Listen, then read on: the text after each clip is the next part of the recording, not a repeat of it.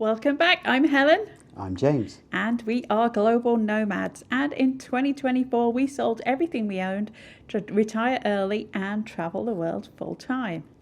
Today we are in Laos. We're here for about 10 minutes before we go to the airport. We've been here for 2 weeks. Before we head to the airport to fly off to our next stop in Hanoi. So the question on everyone's lips is, will Vietnam Airlines be on time? And I think we all know the answer to that one. We went to Vietnam in 2017. I don't think we had a single flight that was on time. So they cancelled one. They did cancel one without telling us. Tell us. So let's hope that doesn't happen today. Let's head off to the airport. It took about 10 minutes to get to the airport, and then we flew on our next leg to Hanoi. James had already checked in online, but I had requested wheelchair assistance, so I couldn't check in. I had to go and check in person. They weren't that friendly, good old Vietnam Airlines, and basically said to me, "Are you sure you really need a wheelchair?" So actually, a heads up, if you can walk a little bit in Vientiane, it's a super small airport, like literally 2 minutes walk in. It took us like 2 minutes to get through security and then headed to the lounge. But it's a really, really small airport. I think there's only like 8 flights a day from there. Okay, so I hope you can hear me here in the lounge. Airport security here was super fast, super easy, checked in. The only thing is, in the lounge they make these constant announcements. Okay, I've only been in here like 5 minutes and literally they've not stopped making announcements. So it's a really small lounge. They do have Wi-Fi, the AC in here works better. Outside is a little bit warm. Like I said, super small airport, literally no line. We walked straight up to security, went straight through, same passport control, everything was super easy. James has now gone off to send our remaining kit that we have, it's like 18 US. There are a few little shops here when you come through, but honestly, I just had a quick look and they were super expensive. The same thing I bought on the market is $15 here. I think I paid like $3. So to give you an idea, if you're looking for souvenirs, don't wait to get to the airport. He's going to have to see if he can spend it on chocolate, or I don't know, anything just to use it up, honestly. We typically don't have any money left, but using a card here was much more difficult. So that's why we've got cash. Like I said, the lounge here is pretty small. They've just got soft drinks, a few little snacks. Don't come expecting much, but still nicer, like I said, than sitting outside where it's a little bit warm. And here's another announcement. So here we are on board. Should have gone 4 minutes ago. Good old Vietnam Airways. Vietnam Airlines. At its best. Never lets you down. Sorry, always lets you down. Sorry.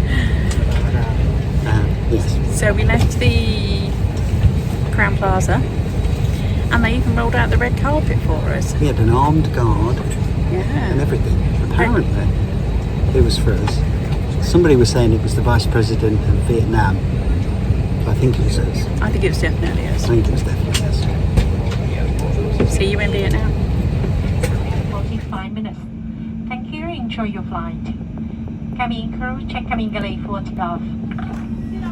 In Vietnam, when you land, a lot of the gates are not jet bridge gates.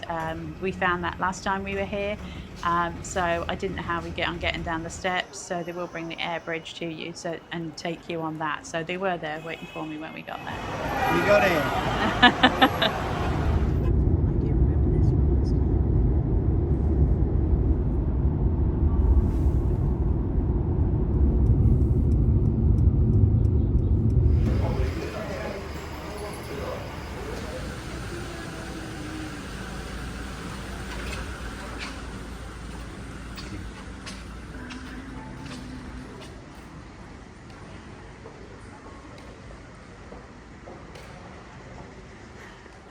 Welcome to the Intercontinental, and we are in Hanoi at the Intercontinental Westlake, so we are actually right on the lake. We are currently in a 1-bedroom suite on the 4th floor. 4th floor is very important. We originally started out in a junior suite on the 5th floor, and it was a little bit damp and musty, let's just say that. We'd seen another review about someone in an overwater villa here, and they had said basically there was a bit of a damp issue there, so we specifically asked to be in the main building rather than in one of the 3 satellite buildings for that reason. Sadly, the 5th floor though, as soon as you walk out onto the elevator feels and smells, it feels very humid and it smells very musty. And it wasn't quite as bad in the room, but for sure I could feel it and I had a sore throat. And anyway, so here we are on the 4th floor. It's a very nice sized room. We've got a king size bed behind us. We did ask them to make it a little bit softer, and the extra pillows, if you've followed us for a while, you'll know that we normally do. We do have a nice desk area to sit at and work if we need to. Otherwise, I'll probably do my makeup there instead. We also have what we like anyway as full-time travellers is a sitting area, so that we don't have to sit on the bed and feel like you're a teenager in your parents' house. So we do have a 2-seater sofa and 2 chairs and a massive little coffee table. They did give us a little bit of an apology, charcuterie and a bottle of wine as well, so they're over there. We have a TV that's on a stand that swivels in between the sitting area and the bedroom. Hopefully we're going to be able to put the fire stick in there. It looks like we should be able to, but it is on one of those swivels that moves between the 2. Underneath the TV we have the mini bar area, so we've got the fridge under there, a tea kettle. We've also got an illy coffee maker and glasses. All of that good stuff is under there. Good size storage, a little bit smaller than the room upstairs, we'll say that, but it's still plenty. All the usual stuff in there, ironing board, safe, all the usual stuff you'd expect to find in there, slippers and robes. So bedside cabinet either side, obviously. There is only an outlet on one side, but they have put in like an extension so that it does give you more outlets. So they have thought about that. It's an older building, you know, you can't expect them to have umpteen ports and USB outlets. Overall, good size though. No curtains. We do have like these drawer shutters that you close up at night. They are pretty good, not as good as like a room darkening, you know, kind of blackout linings on curtains, but it still keeps it dark enough. It's not like the sun wakes you up. Quite a nice feature as well, design feature in the room. Each room does have a dehumidifier in, or at least the 2 that we've been in has, and it will tell you the humidity level and keep it a little bit drier in here too. I mean, clearly we're in a very, very humid climate. But like I said, this room feels much better. So here in the bathroom, really nice size. We've got a separate, really nice size walk-in shower, good size bathtub, which yes, you know I will be trying out. The one thing I will say in here is it looks like the bathrooms were updated more recently than the rooms. So the bathrooms are really pretty nice. Double vanity, which I also really, really like. And separate loo behind its own little wall at the end with the Japanese loo seat on. So if you like a water jet up your bum, you're good. Lots of amenities here, really nice Byredo amenities, which I am also a big fan of. And the usual things you'd expect in the little container, the extra shaving kit, toothbrush, all of that stuff if you forgot anything. They always give you bottled water to brush your teeth as well. That'll be replenished daily, so you don't need to worry about that. And a ton of towels. So overall, a really nice bathroom. So one of the big selling points here is that despite the hustle and bustle of the city in Hanoi, we are right on the lake, and it's really nice and peaceful. This room does have a really nice sized balcony. We're basically like a double room size. So we've got a sitting area here with a table and chairs. There's a couple of seat pads in the closet to put out here as well to make it more comfortable. Where we are, we've got a view of the pool as well, and the sunset bar, and the 3 separate buildings that are over the water. We are here on a point stay, so this cost us 71,000 IHG points for 5 nights. If we had paid for this, it would have been around about $2,000 US. Now, I will say, despite status with IHG, we do get breakfast included, but we do not get lounge access. So to actually get lounge access cost us $90 US a day for both of us. So this kind of swings and roundabouts. We got the room upgrade for nothing, but it's cost us $90 to get lounge access. Of course, if that's not important to you, not a big deal. We like lounge access. We don't eat a whole lot. Just saves us something else that we don't have to think about if we don't want to go out and eat. But it's a really nice location here, very nice and quiet, away from the hustle and bustle of the city, but very accessible to everything. So for breakfast, there's going to be 2 places you can come for breakfast if you have access to the club lounge. You can either go to the main buffet, which is called Café du Lac. It gets pretty busy in there. The times that we've been in there, it has been quite busy and gets quite noisy. Not terrible, obviously it's a buffet restaurant, but they have an excellent selection in there for Western dishes, Eastern dishes, noodles. There's like a phone station. You can get eggs to order as well, fruit, yogurt, all the usual stuff. So it's a good selection in there. Alternatively, you can come into the lounge, which is where we are. Much quieter, much more calm and kind of relaxing approach. Again, a really good selection here, bakery items, eggs to order. There's a menu of things that you can order from, sweet things, and Eastern dishes too, so you can get noodles for breakfast if you want them, as well as the bakery items and fruit that's available on the buffet as well.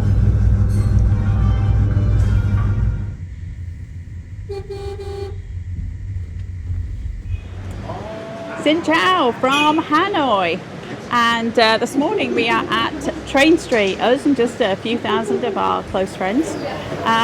It's very famous, very Insta-worthy, ready here to watch the train come through the street. Now, there's lots of information on this. This is the old quarter, so this is Train Street 1, and we may get a chance to see Train Street 2, but if it's not in the video, we didn't get a chance to go there. But this is Train Street 1 in the old quarter.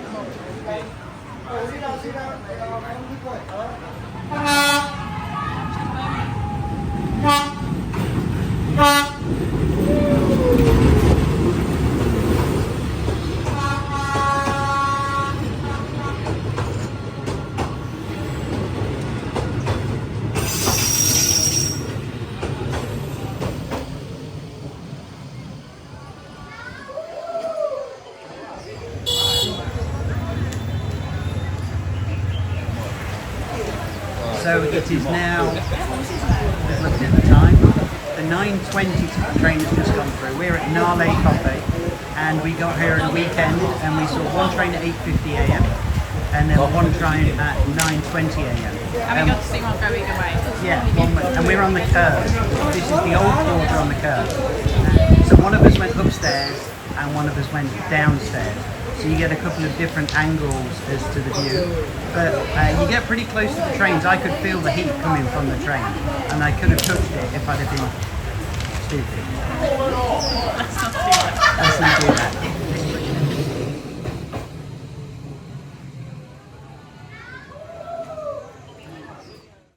So, we made it. This is Train Street number 2. We're at Nam V Coffee, and we've got 3 trains coming in an hour. So I don't know how fast they'll come because the station is over there. Literally, like a couple minute walk down the road. I can't. So some of them are going to be coming into the station, some of them are going to be coming out of the station. But it's been raining. Just a tad. Just a tad. It is rainy season though, so you know. So I guess we'll see what we see.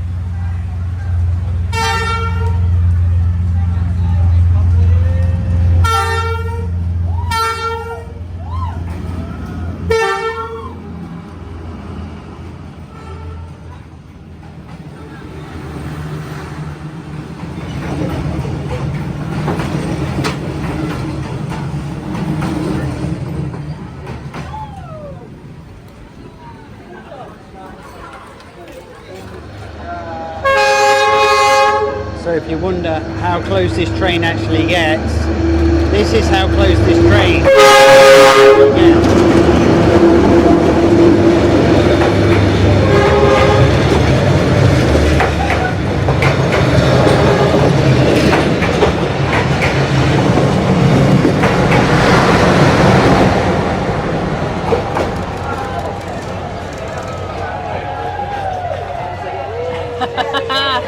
So what did you think? Excellent, excellent. That was our third one. Brilliant. Well worth the trip.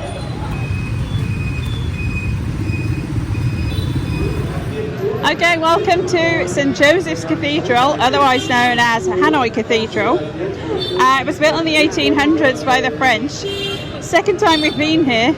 Second time we failed to get inside to see inside. Last time we came in 2017, there was a wedding going on, so we couldn't go in. And today we got here, I think, just as Mass was starting. So we may try another day. But there is a storm coming.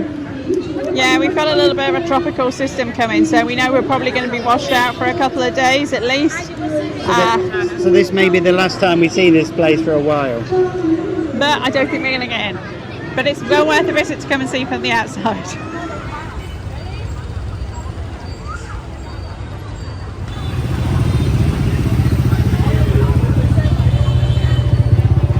So here we are in the old quarter of Hanoi. We're here bang in the middle of the celebrations for the 80th anniversary, which is a negative and a positive. The negative is a lot of the roads have been closed down, including trying to get to the hotel, to the airport from the hotel, because they closed down the roads. And yesterday the whole of the area was closed down for performances and dress rehearsals. The cool thing is we've seen some amazing things. Everybody is dressed in local costume, like everybody. They've got tattoos on their cheeks, they've got the whole dress, they've got the hats. We saw military planes yesterday with flags, we saw helicopters, everything's going on, so we're bang in the middle of this period. So we're in the old quarter, and this is Lu Tai To Square. And the gentleman behind us is an emperor who ruled in the 974, I think it was. And this is square where a lot of the celebrations are happening. If you look completely the opposite way to me, then you will find Sword Lake. And on Sword Lake is a really recognisable building, which is effectively, it's called Turtle Tower. There's no bridge to it, you can't really visit it. But it's where the emperor used to go fishing, and he had a little construction built to keep him nice and warm when he was fishing, and so it's a really recognisable part of it. We've also been to Hanoi Post Office, which is just to my left, and we're going to go up to see the Red Bridge next.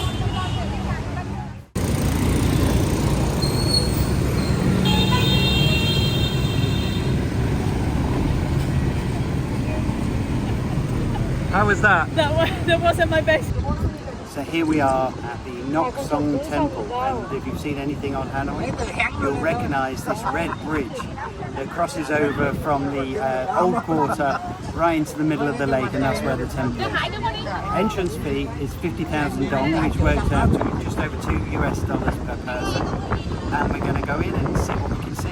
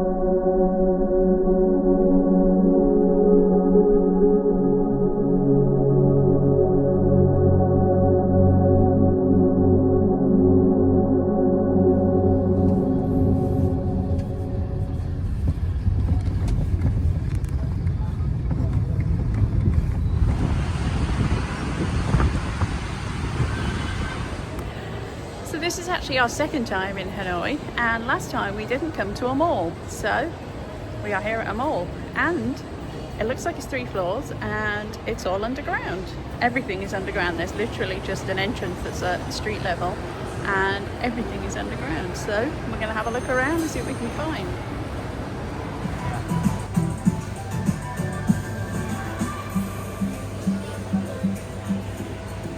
Okay, full-time travellers, you know that Merino is the creme de la creme for travel wear.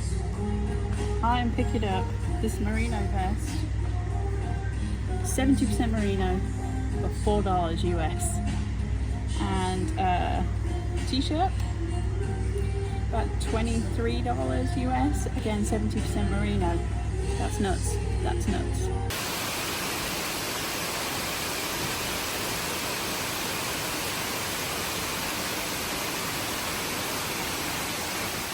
Good morning, Vietnam. We are in Hanoi. This behind us is Tropical Storm Kajiki. It's been raining here for about 15 hours. I don't think we're going to go anywhere today, so we're probably going to spend the day in the hotel.